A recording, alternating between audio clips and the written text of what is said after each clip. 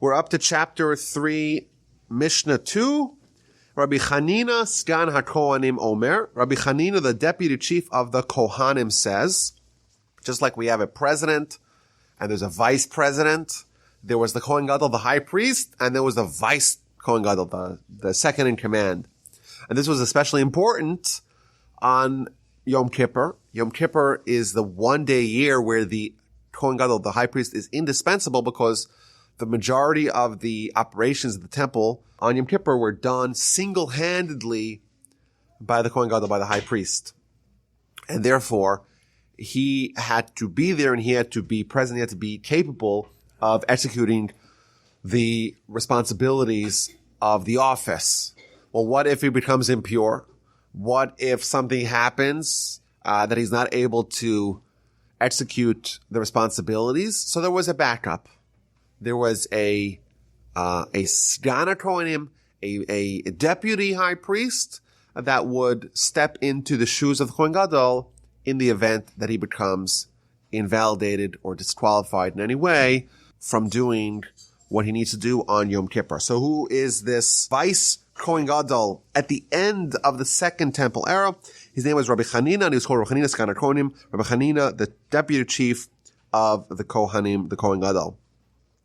You know, there was a line from John Adams, I believe, where he said, like, there hasn't been a more useless office ever than that of the vice president. The Sgan HaKohanim, the vice Kohen Gadol, all he did was walk alongside the Kohen Gadol and be there in the event of him becoming disqualified, and he would fill his shoes. But he had no other responsibility, no other role outside of that. So he was, of course, someone who was qualified to become Kohen Gadol, but unless something happened to Kohen Gadol himself, he would be doing absolutely nothing. And he teaches us a very interesting statement, which seems to be a comment against anarchy. Having mispalel b'shlomo shel malchus, one should pray for the welfare of the government. She'el mole mora'a, because if not for people's fear of it, if not for people's fear of the judicial system and the police, ish esre'eu chayim bala'o, each person would his fellow man swallow alive. This is a very surprising statement on two fronts. First of all, we're told to pray for the government. Well, which government? It seems like it's every government. Well, what if the government is a bad government? Maybe you try to vote it out of office. But even non-Jewish governments, we're required to pray for them. In fact, there's a prayer that we say in shul every week where we pray for the well-being of the president, the vice president, all the constituted officers, the federal government, the local government, the municipality, the statewide government. And it seems kind of crazy. And by the way, he is coming to us from Israel. He's a high priest in Jerusalem. And he's living under very harsh, oppressive Roman rule. And even for the Romans, says Rabbi Chanina Sgan HaKohanim, even for a tyrannical government like them, it's still better than anarchy.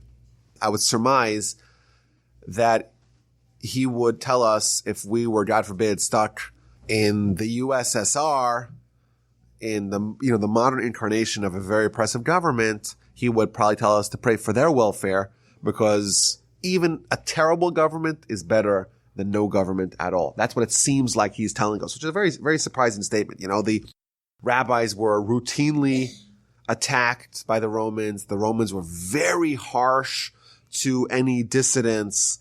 And in fact, during his time, during the end of the Second Commonwealth, the end of the Second Temple era, there was a substantial contingency of Jews known as the Biryonim, who were chomping at the bit to fight the Romans. But it seems like the rabbis were more conciliatory. They were more accepting of the harsh Roman rule, not to rattle them, not to give them an excuse to kill everyone and everything. And of course, we know the story we've spoken about in the past, how these groups of fanatics, they were eager for a fight. They got the fight they wanted, and unfortunately it didn't turn out the way they desired, and lots of people were killed. And here we see that the idea of a government, the idea of distributed force, the idea of a police is actually valuable. even though it seems to run afoul against maybe some of the American founding principles of freedom and the empowering the individual, the sovereign individual, things like that.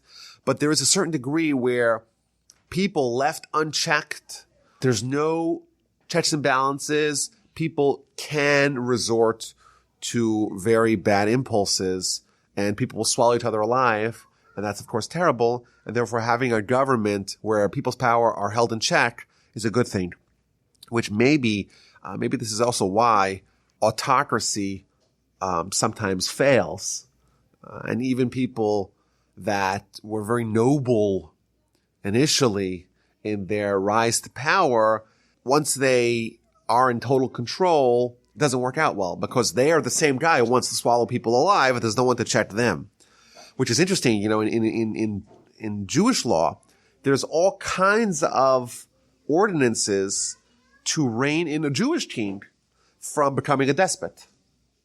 Because it seems like we're realizing, we're cognizant that people are fallible, and as the old saying goes, power corrupts and absolute power corrupts absolutely. Even great kings like King David and King Solomon, the great heroes of Jewish history, even those people who are the hearts of the nation, even they are reined in to a certain degree with restrictions on their total power. So we see this idea that we're supposed to pray for the well-being of a government because that will hold people in check from swallowing people alive. There's a teaching in the Talmud, in the book of Avodah Zarah, on page 4. It quotes a verse in Habakkuk where it says that God made man like the fish of the ocean, that there's no one in control of them. So the Talmud's like, well, why are people compared to fish? And it gives a variety of answers. First answer it gives is that just like when fish, when they're beached, when they end up on land, they die. So too, when humans, when Jews abandon Torah, they die, which is the same argument that Rabbi Akiva made before he passed away, before he was brutally killed. If you take a Jew out of Torah, it's like taking a fish out of water, they will die. But in the end, the Talmud gives another interpretation of this verse, and it says, just like the fish in the ocean, the bigger fish swallows the little fish, so too, people, if not for the fear of the government, every big one would swallow the little one, and then it invokes our mishna, Rabbi Anarchy, who says that if not for you have to pray for the well-being of the government, because if not for them, people would swallow each other alive. Now, reading this Mishnah, it's just incredible how, like, the founding fathers, when they came up with this idea, or whoever did, John Locke, came up with these ideas of distributed power, of checks and balances, of different components of the government, each overseeing the other, how they essentially recognize this fundamental idea of this Mishnah, that you cannot trust people with absolute power. And therefore, you have to pray for someone to check that, either in the form of government, but even the government itself needs to have its check. And that way, there's going to be stability and security, and people could flourish, and there's not going to be tyranny. And I think we have to be appreciative. We live in America, and everyone likes to complain how bad things are, regardless. But we definitely, all of us could agree that we have to be appreciative of that we're living in a country that this idea of checks and balances is given, regardless of who's in power. I remember hearing someone who, people have said this, oh, this is going to be the last president. I've heard from both sides, so it's true. Obama is going to take over, and then, oh no, Trump he's terrible. Everyone seems to think, maybe that's just the way to get people to vote, but everyone seems to think that the other side has these tyrannical ambitions. They're going to be the last president. They make themselves king, and then what happens? When there's an election and there's a peaceful transfer of power, and it's happened 45 times, and it's something that has not happened in world history. We take it for granted in our country, but it's the norm is not so. The norm is tyranny and more tyranny and more restriction and power grabs. And we have to be appreciative that these founders of our country just figured it out and built the system to withstand despots and people descending to very dark places. What is very surprising about this Mishnah is that this terrifying notion that there's something that we all have within us that if exposed, if unearthed, we could be very dangerous to one another. I think any movie or television show that deals with some future apocalyptic world, there was a nuclear bomb, there's the zombie invasion, whatever it is, it's right away very dangerous because people get very territorial, people get very aggressive, and we're back to the Stone Ages where, people would invariably die by the hands of other people. And what that's, I think, indicating that there is something very primal about humanity that's very not present in our world thanks to the government. Once the government doesn't exist, erstwhile friends are now enemies. And when you have an enemy, you may feel like you're justified to swallow them alive, quite literally. And here we're told that actually exists within us. Thankfully, we're not in a situation where that has been brought to the forefront. I just think it's a scary idea that we all have that within us. A few weeks ago in the parsha, we read about Abraham and his wife Sarah, and every place they seem to go, everyone seems to inquire about who Sarah is, who's this beautiful woman, maybe she's for the king. And in both instances, Abraham tells Sarah, say you're my sister. And she says he's his sister and he survives. Otherwise it would have killed him. And what does he tell Avimelech when Avimelech confronts him? I don't understand, why did you lie to me? So first he says, well, I didn't actually lie to you. She actually is my sister. Like Rashi explains, because she was his niece, but the Talmud rules that someone's grandchild is like their child, so she's like the child of my father, and therefore she's like my sister. So technically it's okay. He didn't lie. But he justified, he says, listen, there's no fear of heaven here. Because, a visitor comes, and the first question you ask them is this woman your wife? Is she your sister? No, your first question you should ask them is what can I get for you? You came from a long journey.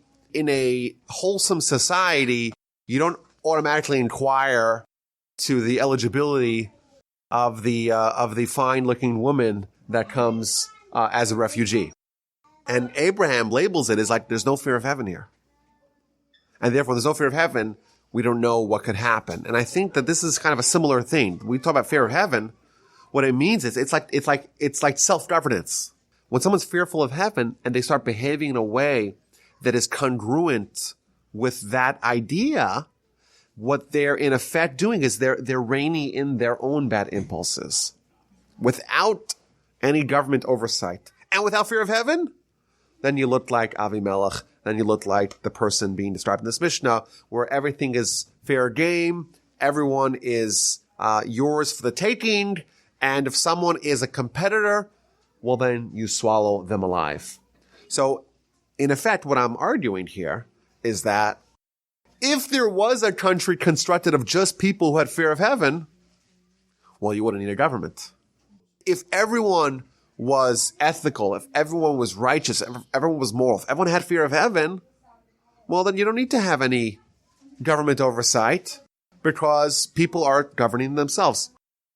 The fifth largest city in Israel is Bnei Brak. And it's unique on two fronts. A, it's the most religious city. B, it's the poorest city in Israel. And you would think, if you were to look at kind of demographically, if you have a highly concentrated city where there's a lot of poverty, what do you have with poverty and high concentration of cities? You have lots of crime. So you would imagine, if you just knew this information, very, very densely populated city with high rates of poverty, you would also imagine there would be high rates of crime, when in fact the exact opposite is true.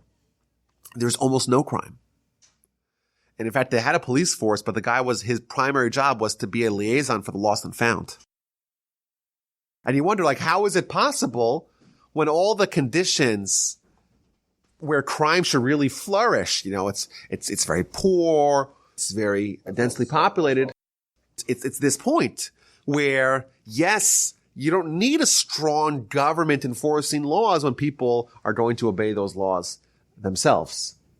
If everyone obeys the laws because they have a fear of heaven, well, that would diminish or mitigate the need to have external compulsion from a police state.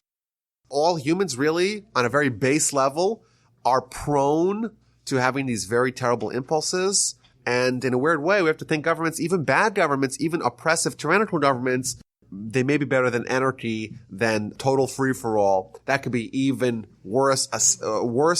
A tremendous statement given that it was made under what's one of the worst governments that we have ever been subject to.